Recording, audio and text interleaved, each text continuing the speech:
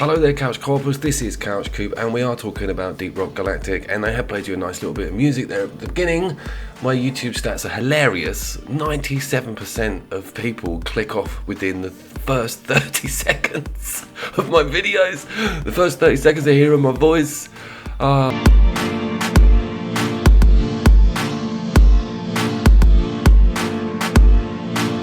Is this game couch co-op? No. Is it on PlayStation 4? No. See ya. No, don't go, please. Stay here because it's just had a huge update. It's doing an anniversary. And I went in, had a little look around the other day, and my socks were blown clearly off my body.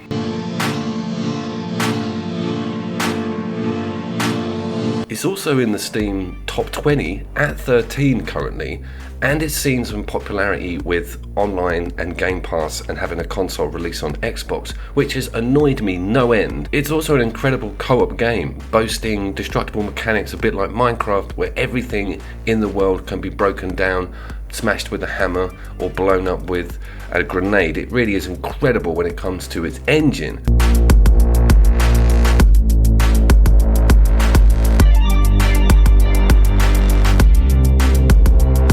But it's also had an awesome injection of graphical fidelity with the smoke, particles, detail, higher resolution, better frame rates, and better lighting in general. The whole thing is really barely recognizable from base game. I've been playing this since about 2019, and on Steam it says that it went live in May 2020. Destroy both them and their inhabitants by any means necessary.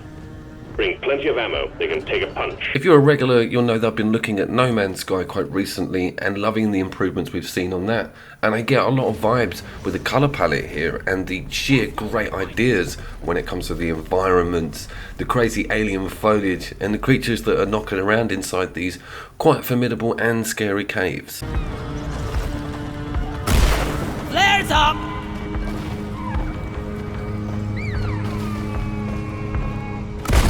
Lights up! The improvements haven't really stopped there. What the missions are about is going into a level, looking for an element, looking for an egg, or looking for an objective within a planetary setup. And it may have different colours, different rocks that are around, and different indigenous life. And I'm seeing a lot more variety with those biomes and those colours and just those non-threatening creatures. They've just injected loads more variety with them. Things like the plants, and also there's weather inside these caves. It's crazy. They have like acid rain, sort of really cool misty storms come in. There's more atmosphere. I never thought I'd say that about Deep Rock, that it's got more atmosphere, but it has, and it runs great as well. I used to see a tiny bit of screen tear and some judderiness because the game loves to push loads of moving parts and crazy creatures at you.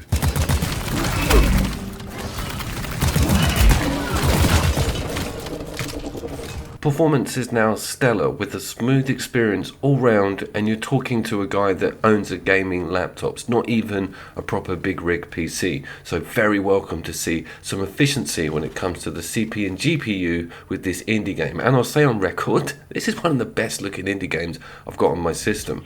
Now what they added was a few new variations on the mission times. When we're talking about going to the objective, getting the egg, getting the element, there's an escort mission involved now, which is a digger that's got a voice and personality. I say it's a digger. Is it a bulldozer? It's got tracks. Technically it's a drill, it's a mobile drill.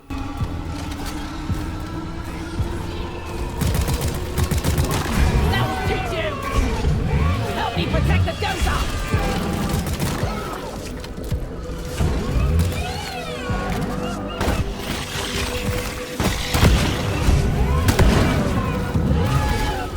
This is really good, however, it felt a bit stretched for me on solo. One thing I want to mention is that I've been soloing this game since release. I very rarely play online with it, mainly because I'm waiting for a console release, or a PlayStation 4 release rather, and getting my crew on so that I've got 3 people I know. Because it's all about communication, shouting that you're getting, swamped by a bunch of killer ants.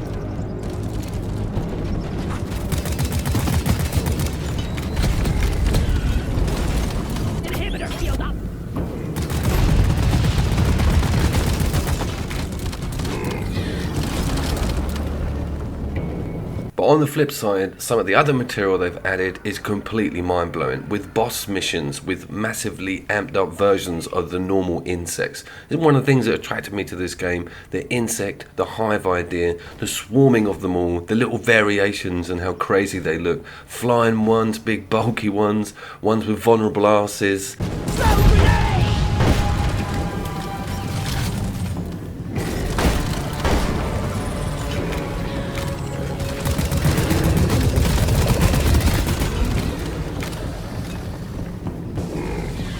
That's kind of the mission of the video, is to give everybody a nudge to check this game out again, because it has metamorphosized from its original launch look, and it is so much fun now. And having it co-op up to 4 people, especially in the lockdown, and it retailing at only £25, it's a very awesome indie co-op online shooter. This game is hard to ignore. Rocket! Yeah!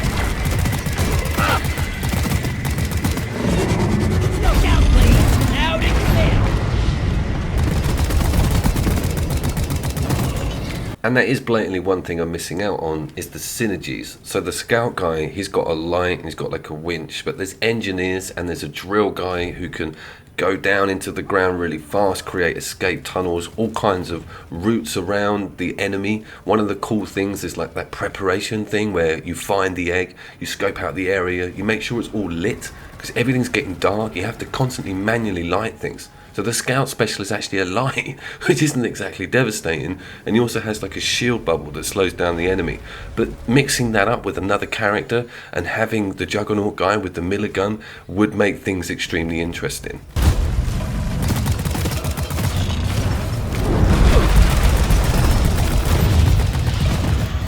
Inhibitor field up! When you play on your own, you get this little robot that can heal you and fire rockets and stuff, and this dude rescued me with a millimeter of health left on the dude that was killing me. And then I had the second guy coming up, and the close shavedness of the whole situation, the mad panic and the small area you've got to work with, really just amps everything up. It's very good, this game. This is a solid 8-9 out of 10 for indie. Well done, team. Immediate dreadnought threat eliminated. Activate the transponder on the mule. One thing I do want to say to the developers or anybody listening that has an influence on where this game is going, and that's the fetch quest stuff. I don't like it. The bulldozer thing requires fuel to be put into it, and it seems to be very scarce, not on your map. And I spent about 45 minutes wandering around filling up this goddamn canister. It would have been a lot easier with more of us, but it really just stopped the action. That's one thing you don't want to do with this game, is slow things down. And a fetch quest to get a tiny drop of oil in an area is not going to blow anyone's mind. But it's good to have that variation again and see new mechanics getting pumped in with the update. That goes for the cosmetics and some of the stuff that's available in the shops with the in-game currency. I'm just seeing more and more of it put in. You do have an open mission board that you can just grab what you want, and it will tell you what type of mission it is, if it is one of these escort missions. But there is a campaign embedded in there that sort of highlights what you need to be doing next to progress these and the unlocks and the perks. So it is unavoidable. They obviously want to show off this new bulldozer, etc. And it came with a few glitches as well on launch. I saw some notes on the Steam community page that were like, look, we're sorting this out. So just be wary of it, but enjoy all of the other stuff, because it's incredible and it needs more love, and it needs a freaking PlayStation 5, PlayStation 4 release ASAP. Come on, guys. Bosco, come here! Slow down, please! Rocket, please!